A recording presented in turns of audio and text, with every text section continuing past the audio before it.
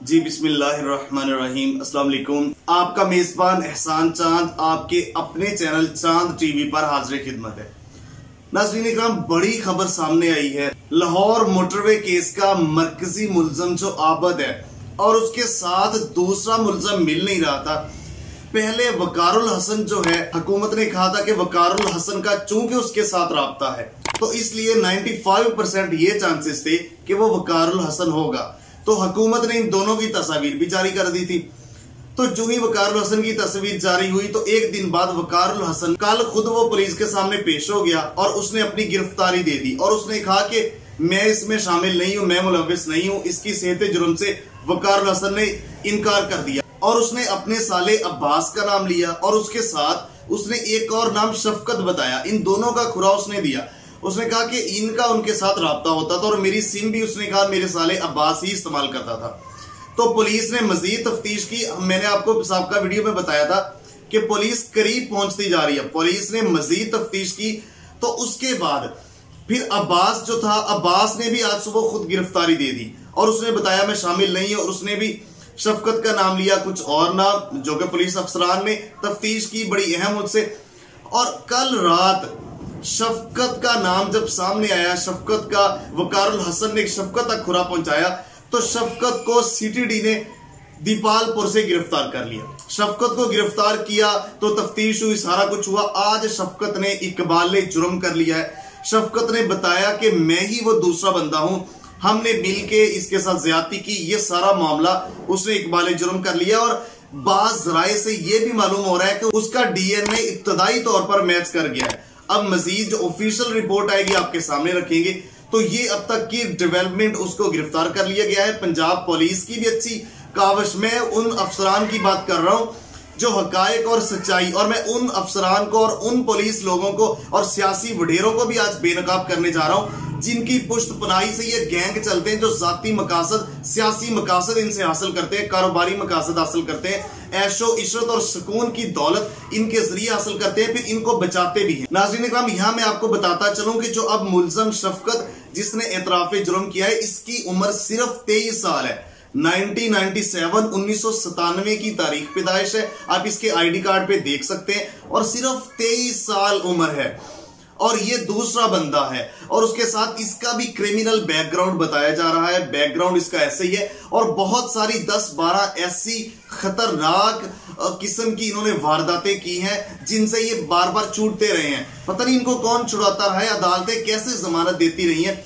कैसे ये प्रेशराइज करते रहे हैं। हालांकि कोई इतने बड़े हैं नहीं है, ना इनके पास इतना पैसा है कि अब ये इनको कोई भी अब पुलिस की के सामने ये डट जाती, इतनी जरूरत नहीं है, इसीलिए पकड़े गए। इनके पीछे जो गैंग में जो बात कर रहा हूं और मैं सीसीपी उमर शेख, उसका किरदार में लाहौर में बताऊंगा अब क्या है और उसके खिलाफ क्या साजिश हो रही है और क्या साजिश होने जा रही है। तो नाज़रीन इकराम, और इसके साथ जो इस सिम इस्तेमाल कर रहा था, अल्लाह दे इसका वालिद है, उसके नाम सिम है, इसके वालिद को भी गिरफ्तार कर लिया गया है और इसको गिरफ्तार कर लिया। इसने इतराफ जुर्म कर लिया है, इकबाल जुर्म कर लिया है। तो अब देखे ना, ये पुलिस की बहुत, हमारे इदारों की, ISI की, CTD की, MI की, पुलिस की, ये बहुत अच्छी, मोटरवे पुलिस की अच्छी एक काविश है, ज्वाइंट एक्शन है। यहाँ ये पकड़ा गया। और उसके साथ अब मैं आपको एक चीज क्लियर करता हूं। देखिए, ये तो पकड़े गए, दूसरा भी अब कहीं छुप नहीं सकता। इंशाल्लाह तस्वीरें सामने आ गई हैं और ID कार्ड उनके सामने है। 25 लाख रुपए इनाम हुकूमत देगी जो उनको गिरफ्तारी में हेल्प देगा, उसका नाम भी सीगा राज में रखा जाएगा। तो वो कहीं छुप नहीं सकता, वो सामने। मैं यहां आपको एक मिसाल, एक चीज बताता चलो। 1981 में जब जियाउल हक का दौर था तो तब पप्पू नाम का एक 10 साल बच्चा था, तो उसको 3 दरिंदों ने उसके साथ ज्यादती के बाद उसको कत्ल कर दिया था। और जब वो पकड़े गए तो 3 दरिंदों को ये सदर जिया ने ये फैसला किया कि इनको सरेआम फांसी दी जाए। लाहौर में सुबह सादक सरेआम फांसी दी गई। सारा दिन वो लाहौर के चौक में लटकते रहे। लाखों लोगों ने वहां देखा, इबरत हासिल की। और अगले 10 साल पूरे पाकिस्तान में कोई ऐसा बड़ा वाकया पेश नहीं आया। 10 साल अमन रहा। ये बहुत बड़ी कानून की जीत होती है। तो यहां पे अब हमें सरेआम सजाओं की तरफ आना होगा, इस्लामी सजाओं की तरफ आना होगा। अगर हम इस्लामी सजाओं से दूर भागेंगे तो ये मजीद, ये इसी 1-2 हफ्तों में दर्जनों केस आ चुके हैं। क्योंकि अब तवज्जो जा रही है, कहीं बच्ची के साथ रेप हो रहा है, कहीं औरत के साथ हो रहा है, कहीं बच्चों की माओ के साथ हो रहा है, बच्चों के साथ हो रहा है। तो ये सारे केस अब सामने आ रहे हैं। तो इस्लामी सजाएं फौरी सरेआम फांसियां दे देनी होगी, तभी हम बच सकते हैं। और उसके साथ में आपको ये चीज क्लियर कर दूं, अब ये दोनों पकड़े तो जाएंगे इंशाल्लाह। एक तो अब पकड़ा गया, दूसरा भी कहीं भाग सकता नहीं, छुप सकता नहीं, वो भी पकड़ा जाएगा। लेकिन असल जो चीज है ना, इनके जो पीछे, आपको याद है ना ज़ैनब केस में जब वो बंदा पकड़ा गया तो शाहिद मसूद उस चिल्लाता रहा, उसने बार बार कहा कि डार्क वेब ये पूरा गैंग है पाकिस्तान में, वो पकड़ा जाए, लेकिन उसको फौरी फांसी करवा दिया और शाहिद मसूद का प्रोग्राम बंद करवा दिया, उसको हटवा दिया गया।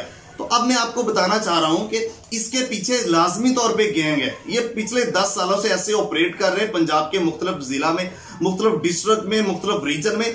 तो ये इनके पीछे लाजमी तौर सियासी गैंग होगी और इसके पीछे पुलिस की भी सपोर्ट होगी। कुछ मैं उसके जो गंदी मछलियों की बात कर रहा हूं जो तालाब में होती हैं, तो इनकी जब इसके पीछे सपोर्ट है, उनको पकड़ना जरूरी है। अब वो जैसे वो उमर शेख है ना सीसीपीओ लाहौर, वो कह रहा था कि चोर नहीं, इसकी चोर की मां को पकड़ो, इनके पीछे जो गैंग है उनको पकड़ो।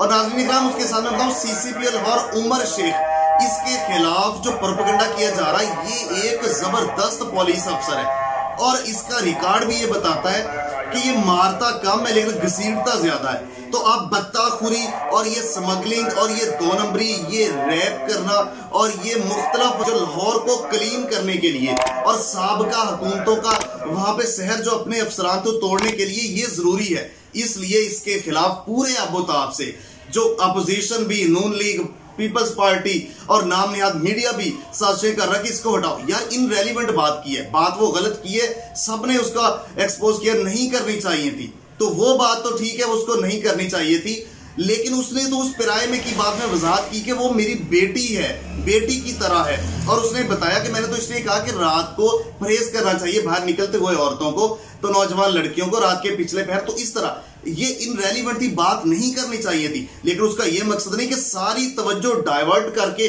सीसीपीओ उमर शेख के ऊपर उसकी तरफ हो जाए कि इसका इस्तीफा दो, इसका। उमर शेख और इनाम गनी साहब जो आईजी पंजाब, ये इंशाल्लाह क्लीन पंजाब में ऑपरेशन होगा।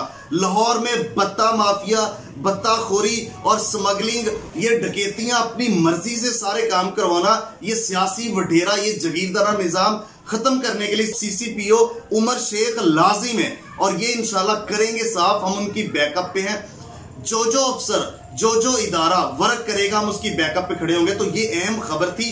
अब इसके किरदार के जो पीछे जो हिलाने वाले हैं ना, उनको पकड़ना है और हुकूमत का ये टेस्ट केस है, उनको पकड़ के करार वाकई सजा दे, फिर ये सफाई होगी। नहीं तो इस तरह के मजीद पैदा होते रहेंगे और आम माओ बहनों की इज्जतें लुटती रहेंगी। नाज़रीन इकराम, चांद टीवी को देखने का बहुत शुक्रिया। मिलते एक नई वीडियो के साथ, तब तक के लिए अपने मेजबान एहसान चांद को इजाजत दीजिए। अल्लाह ने के बाद।